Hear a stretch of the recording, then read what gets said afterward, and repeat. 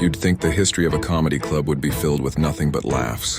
But the Comedy Store in Los Angeles has a reputation for something else too: ghosts. Before it became the legendary stage for comedians like Richard Pryor, Robin Williams, Joan Rivers, and Johnny Carson, this building was a mob-connected supper club in the 1940s and 50s called Kiro S, a hotspot for gangsters, bootlegging, underground gambling, and rumors of violence that never made the papers.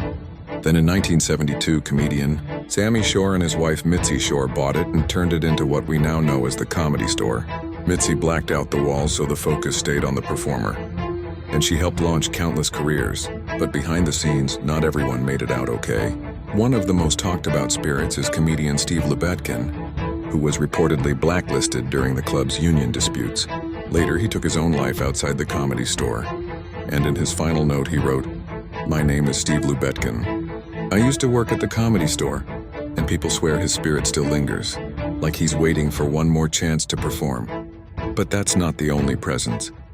Late at night, staff have reported hearing a woman crying or moaning from the basement, tied to rumors of an underground clinic hidden below the club.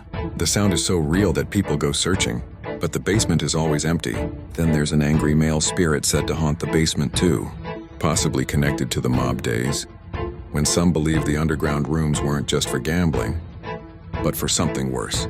Up near the kitchen and bar, people claim to see a ghost in a World War II bomber jacket, nicknamed the Jacket Ghost. They say he sneaks up behind you, and if you turn fast enough to catch him, he vanishes right in front of your eyes.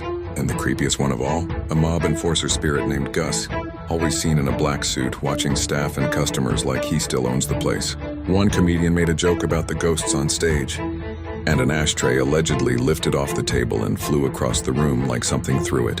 Chairs have reportedly stacked themselves. Objects move on their own, and the energy shifts the moment the lights go out. So yeah, the Comedy Store still kills every night.